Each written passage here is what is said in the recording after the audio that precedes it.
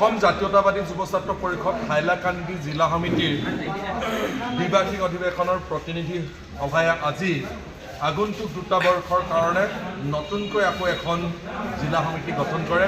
এই জিলা সমিতিত সভাপতি হিচাপে কবিৰুদ্দিন লস্কৰক সৰ্বসন্মতিক্ৰমে নিৰ্বাচিত কৰা হৈছে। সাধাৰণ সম্পাদক হিচাপে দুটা বছৰৰ কাৰণে আব্দুল কায়াম লস্কৰক নিৰ্বাচিত কৰা হৈছে। তেনেধৰণে উপসভাপতি, যুটীয়া সম্পাদক, সাংগঠনিক সম্পাদক, ক্ৰীড়া সম্পাদক সকলোবিলাক বিভাগতে সৰ্বসন্মতক্ৰমে নিৰ্বাচন কৰা হৈছে। আমি অসম জাতীয়তাবাদী যুৱ ছাত্ৰ পৰিষদে এই অধিৱেশনবিলাকৰ জৰিয়তে আমি বিচাৰোঁ যে সমাজখনৰ সকলো স্তৰৰ মানুহ আমাৰ সংগঠনটোৰ লগত জড়িত হওক, ছাত্ৰ ছাত্ৰীসকল জড়িত হওক, আমাৰ কৃষকসকল, শ্ৰমিকসকল, সকলো স্তৰৰ সকলো ধৰ্মাৱলম্বী মানুহ যাতে আমাৰ সংগঠনটোৰ লগত জড়িত হওক, আমি তেনেধৰণে অসম জাতীয়তাবাদী যুৱ ছাত্ৰ পৰিষদে কামনা কৰোঁ। আৰু এই অধিৱেশনবিলাকৰ জৰিয়তে আমি ক'ব খোজোঁ যে অসমত খিলঞ্জীয়া ভূমিপুত্ৰক সুৰক্ষিত কৰি ৰাখিবৰ কাৰণে আন্তঃৰাজ্যিক পাৰপত্ৰ প্ৰৱৰ্তন কৰাৰ ব্যৱস্থা কৰা হ'ল। যোৱা দিনৰ মানে কি, আপুনি কথাটো এক বৰ বিশেষ বেছ থকা কথা নহয়। তথাপিও আপুনি কৈছে কাৰণে মই যুৱ এজন মানুহ কিমান লাগে যুৱক হৈ থাকে? 40ত যুৱক হৈ থাকে। ক'ত লিখা 60 বছৰলৈকে মানুহ ডেকা হৈ থাকে। আমাৰ তাৰে 72 বছৰলৈকে মানুহ ডেকা হৈ আছে। আমাৰ বৰাকভেলীত আমি যথেষ্ট ট্ৰাই কৰিছোঁ। আমাৰ হাইলাকান্দি জিলাখন ষ্ট্ৰং।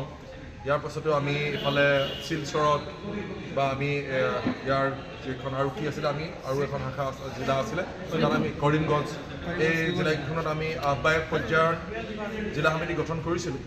চাওঁ আমি কেনেধৰণে অতি সোনকালে এই জিলাকেইখনতো আমি পূৰ্ণ পৰ্যায়ৰ জিলা সমিতি হিচাপে গঠন কৰিবৰ কাৰণে চেষ্টা কৰিম। ছাৰ, বৰাকত আহি ইমান উন্নয়নবিলাক কিমান দেখা পাইছে? বৰাকত প্ৰথম কথা হ'ল, আমি যোৱাকালি নগাঁও যিটো আমাৰ 4 লেন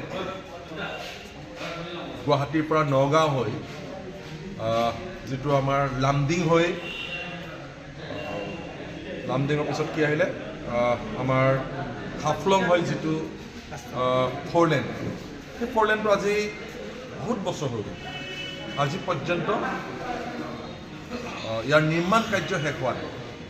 গতিকে কেন্দ্ৰীয় চৰকাৰে এটা কেন্দ্ৰীয় প্ৰজেক্ট আজি গোটেই কেইবাবছৰ হ'ল, মই জনাত গোটেই প্ৰজেক্টটো আৰম্ভ কৰাত প্ৰায় 15-20 বছৰ হ'ল।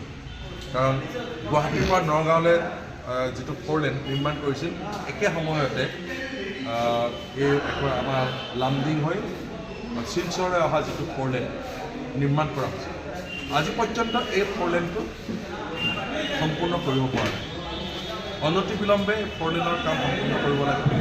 দ্বিতীয় কথা হ'ল কি, আমি কালি নিজেই সেইটো ৰাস্তাইদি আহিছোঁ। অতি বিপদজনক এটা ৰাস্তা, য'ত 4 লেনযুক্ত পথ নিৰ্মাণ হৈছেই, য'ত নাই হোৱা, য'ত আমি পাহাৰৰ ওপৰেদি আহিব লাগে, তাত অতি বিপদজনক। সেই ৰাস্তাবিলাকৰ অকণো মেৰামতি কৰা হোৱা নাই। বিভিন্ন ধৰণৰ তাতে দুৰ্ঘটনাত পতিত হৈ মানুহৰ মৃত্যু হৈছে। গতিকে যি পৰ্যন্ত 4 লেনৰ কাম শেষ কৰিব নোৱাৰে, তাৰ পূৰ্বে তাৰ যিবিলাক ছাৰ্ভিচ লেন, এতিয়া যিবিলাকে মানুহ অহা যোৱা কৰি আছে, সেই ৰাস্তাবিলাক মই ভাবোঁ মেৰামতি কৰাৰ ব্যৱস্থা কৰিব লাগে। 1 নম্বৰ। 2 নম্বৰ কথা হ'ল কি, বহুত ট্ৰাক, বহুত ডাঙৰ ডাঙৰ কেইবাচকাৰ ট্ৰাকো, ডাঙৰ ডাঙৰ ট্ৰেইলাৰ আহিছে, ট্ৰাক আহিছে, এইবিলাকক নিয়ন্ত্ৰণ কৰিবৰ কাৰণে তেনেধৰণৰ কোনো তাতে প্ৰশাসনে কোনো ব্যৱস্থা কৰা নাই। গতিকে যিহেতু ঠেক ৰাস্তা এটা, এফালৰ পৰা গাড়ী এখন আহি থাকিলে অন্যখনে তাতে ক্ৰছ কৰিব নোৱাৰে, তাত প্ৰশাসনে সেই ব্যৱস্থাটো কৰি দিব লাগে। বা 4 লেন নিৰ্মাণ যিবিলাকে কৰি আছে, তেওঁলোকে সেই ব্যৱস্থা কৰিব লাগে।